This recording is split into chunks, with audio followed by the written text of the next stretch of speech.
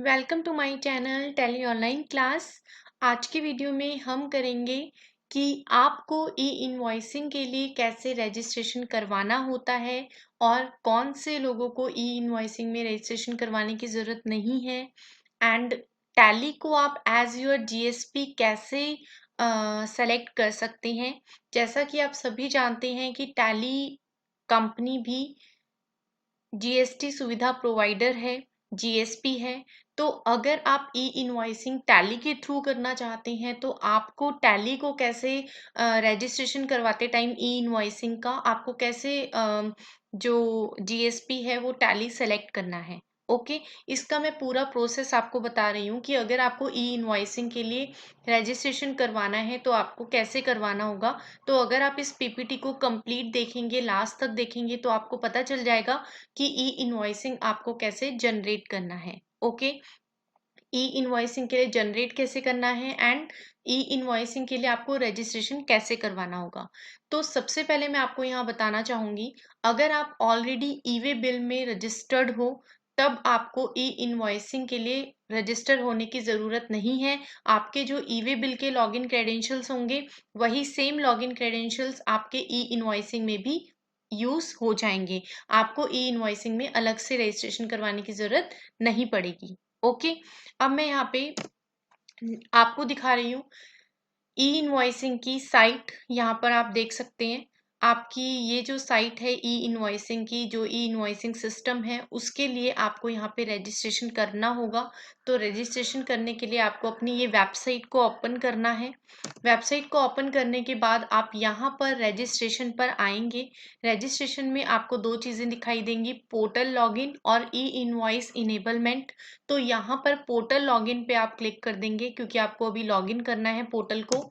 Portal को login करने के बाद यहाँ पर आपसे आपका जीएसटीएन नंबर पूछा जाएगा। जीएसटीएन नंबर यहाँ पर देने के बाद और कैप्चा कोड देने के बाद आप यहाँ पर गो पे क्लिक करेंगे। ओके, यहाँ पर आपको गो पे क्लिक करना है। उसके बाद देखिए, जैसे कि यहाँ पे कोई एक जीएसटी नंबर डाल दिया, मैं अभी आपको जस्ट प्रोसेस बता रही हूँ। तो आपने यहाँ पे अपना जीएसटी नंबर डाल देना है और यहाँ पे ये कैप्चा कोड डाल देना है। उसके बाद यहाँ पर ये आपको कंप्लीट आपकी जो डिटेल्स होंगी कंपनी की वो आपको यहाँ पे सारा शो करेगा।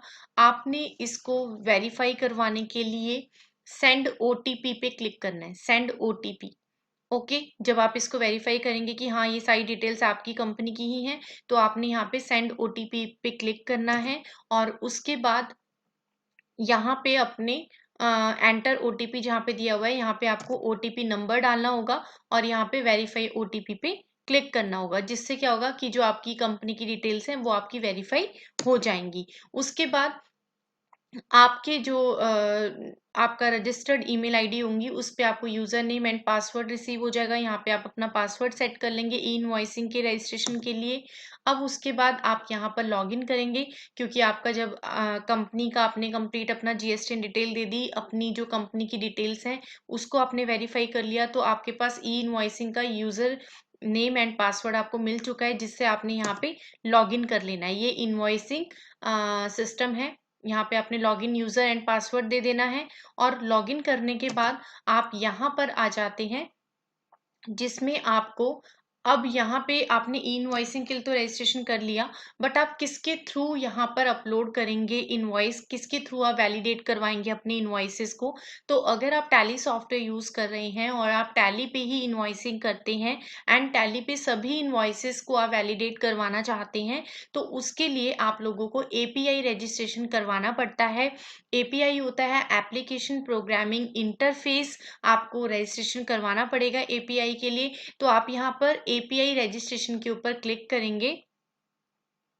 एपीआई रजिस्ट्रेशन के ऊपर यहाँ आपको क्लिक करना होगा और क्लिक करने के बाद जैसे आप यहाँ पे इसके ये डाउन एरो पे क्लिक करेंगे तो यहाँ पर आपके पास आएगा यूजर क्रेडेंशियल्स। आपको यहाँ पे यूजर क्रेडेंशियल्स बनाने हैं एंड उसके बाद यहाँ पे आपके पास ऑप्शन आएगा क्रिएट एपीआई यूजर।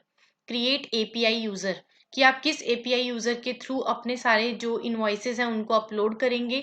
आप यहाँ पे एंटर करते हैं तो आपने जैसे ही एपीआई यूजर क्रिएट किया, OTP has been send to your registered mobile number, please check and enter. आपके पास ओटीपी नंबर आ जाएगा आपके मोबाइल नंबर पे। आपने जस्ट उसको एपीआई रजिस्ट्रेशन के लिए वेरीफाई करना है, यहाँ पे ओटीपी नंबर देना है एंड इसको वेरीफाई करवाना है।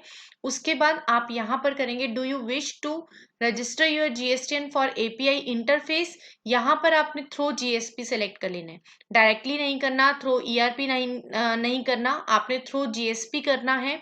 और जब यहाँ पे आप थ्रू जीएसपी करेंगे तो आपके पास सेलेक्ट योर जीएसपी, यहाँ पे जितने भी जीएसपीज हैं, जितने भी जीएसटी सुविधा प्रोवाइडर्स हैं, जो भी कंपनीज, वो सब यहाँ पे आपको शो हो जाएंगी। आप यहाँ पर देखेंगे टैली इंडिया प्राइवेट लिमिटेड भी आपको शो कर रहा है, यहाँ पे आप देख सकते हैं टैली इंडिया प्राइवेट लिमिटेड भी आपको शो कर रहा है। आप यहाँ पर जीएसपी सेलेक्ट कर लेंगे एंड उसके बाद आपका यहाँ पे इसको सबमिट कर लेंगे तो आपका ये कंप्लीट रजिस्ट्रेशन हो जाएगा। जैसे ही आप इसको सबमिट करेंगे ना, आपको एपीआई का user name and password receive हो जाएगा और वही ये जो एपीआई का यूजर नेम एंड पासवर्ड है, इसको आप लॉग इन कर सकते हो टैली प्राइम में डायरेक्टली। ई इनवॉइस पोर्टल पे डायरेक्टली आप एक्सेस कर सकते हो इससे अपना ई इनवॉइस पोर्टल, जो ये एपीआई आपको यहाँ पे यूजर नेम एंड पासवर्ड मिलेगा। ओके, ये जो मैं आपको बता रही हूँ ये मैं स्पेशली टैली प्राइम के लिए बता रही हूँ। अगर आप टैली पे इनवॉइसेस बना के वैलिडेट करवाना चाहते हैं तो आप डायरेक्टली ये जो एपीआई पे आपने जीएसपी सेलेक्ट किया एंड उसके बाद आपको जो user name and login credentials आपको रिसीव हुए हैं, उसको आप डायरेक्टली ई इनवॉइस पोर्टल पे डायरेक्टली अपलोड कर सकते हैं। Okay, API user credentials created for e-way bill can be used for e-invoice as well। मैंने आपको पहले भी बताया था कि e-way bill, अगर आपने e-way bill के लॉगिन क्रेडेंशियल्स भी आपके API से डायरेक्टली कनेक्टेड हैं, आपने API के थ्रू ही करे हैं, तो वही सेम लॉगिन क्रेडेंशियल्स को आप e-invoice के लिए भी यूज कर सकते हैं। ओके, एंड टैली में आपको एक बारी मैं दिखा देती हूँ, टैली में एक बारी आपको मैं दिखा देती हूँ कि कहाँ पर आपके जो लॉगिन क्रेडेंशियल्स है वो आपको कहाँ पर पूछते हैं। आप जैसा कि मेरी स्क्रीन देख पा रहे हैं, ई इनवॉइसिंग के नाम से मैंने कंपनी बनाई है एंड मैंने अपनी लास्ट वीडियो में आपको बताया था कि ई इनवॉइसिंग कैसे हम जनरेट करते हैं टैली में। बट यहाँ पर ई इनवॉइसिंग में इनवॉइस बनाने के बाद आपके पास यहाँ पर IRN जनरेशन आ रहा था पेंडिंग, क्योंकि मेरे पास लॉगिन क्रेडेंशियल्स नहीं थे तो मेरे पास मैं इसको वैलिडेट नहीं कर पाई अपनी इस इनवॉइस को, बट मैंने ई इनवॉइस से रिलेटेड डिटेल सारी दे दी थी। तो यहाँ पर आपके पास ऑप्शन आता है गेट IRN इन्फो। यहाँ पे आप देख सकते हैं मैं कौन सी स्क्रीन पे आई हूँ। मैं नॉर्मली अपनी जीएसटी रिपोर्ट पे आई हूँ, डिस्प्ले में जाके यहाँ पर मैं जीएसटी रिपोर्ट्स पे आ गई हूँ एंड उसके बाद आप देखेंगे यहाँ पर हमारे पास ई इनवॉइस का भी एक अलग से रिपोर्ट आती है और यहाँ पर आप देख सकते हैं मेरा एक इनवॉइस पेंडिंग शो कर रहा है जिसमें मैंने IRN जनरेशन नहीं किया है, मतलब मैंने इसको वैलिडेट नहीं करवाया है।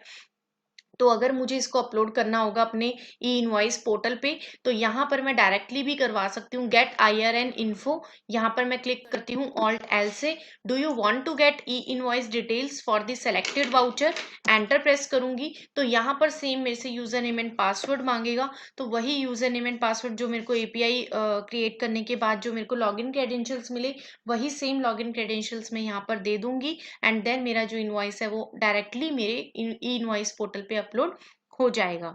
ओके, तो ये प्रोसेस था जो मैंने आपको बताया है एंड ये बहुत ही इंपॉर्टेंट है, आपको पता होना चाहिए कि कैसे आपने जीएसपी के थ्रू आप कैसे ई इनवॉइसिंग कर सकते हैं, कैसे पोर्टल पे अपने इनवॉइसेस को वैलिडेट करवा सकते हैं और वो सारी चीज़ें आपको हेल्प भी करेंगी रिटर्न्स के केस में।